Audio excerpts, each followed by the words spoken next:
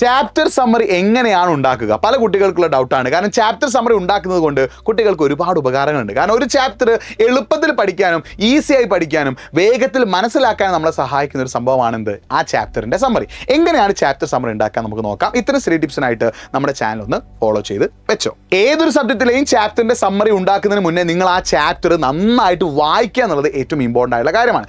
ഏത് ചാപ്റ്ററിന്റെ സമ്മറി ആണോ നിങ്ങൾ ഉണ്ടാക്കാൻ പോകുന്നത് ആ ചാപ്റ്റർ നന്നായിട്ട് വായിച്ചിരിക്കണം. രണ്ടാമതായിട്ട് നിങ്ങൾ ചെയ്യേണ്ടത് ചാപ്റ്റർ മുഴുവനായിട്ട് വായിച്ചതിന് ശേഷം ചാപ്റ്ററിലെ ടോപ്പിക്കുകൾ ഓരോന്നായിട്ട് ഒരു പേപ്പറിൽ നോട്ട് ചെയ്യുക.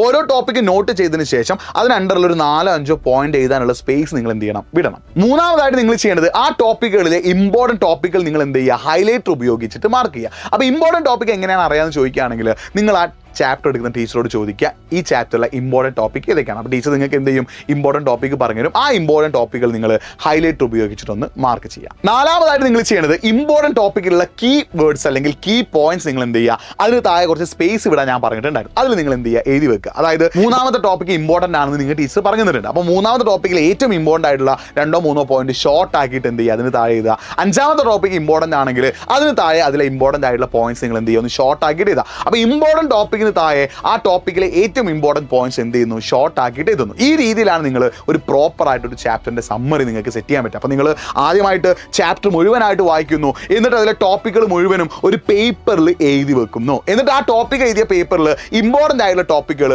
ഹൈലൈറ്റർ ഉപയോഗിച്ചിട്ട് മാർക്ക് ചെയ്യുന്നു. എന്നിട്ട് ആ ടോപ്പിക്കിന് താഴെ ഞാൻ സ്പേസ് വിടാൻ പറഞ്ഞിട്ടുണ്ടായിരുന്നു. ആ സ്പേസ് വിടാൻ പറഞ്ഞിട്ടുള്ള സ്പേസിൽ ഇമ്പോർട്ടൻറ്റ് ടോപ്പിക്കിലുള്ള കാര്യങ്ങൾ പോയിന്റ് അഥവാ ഷോർട്ട് പോയിന്റ് ആക്കിയിട്ട് നിങ്ങൾ എഴുതി വെക്കുന്നു. ഈ രീതിയിൽ നിങ്ങൾക്ക് ഓരോ ചാപ്റ്ററിൻ്റെയും സമ്മറി സെറ്റ് ആക്കാം. അപ്പോൾ ഇതേപോലുള്ള സ്റ്റഡി ടിപ്സിനായിട്ട് നമ്മുടെ ചാനൽ ഒന്ന് ഫോളോ ചെയ്തോ. ഇനി നിങ്ങൾക്ക് ഇതിന് പുറമെ വേറെ എന്തെങ്കിലും സ്റ്റഡി ടിപ്പ് ആവശ്യമുണ്ടെങ്കിൽ അതൊന്ന് കമന്റ് ബോക്സിൽ ടൈപ്പ് ചെയ്തോ.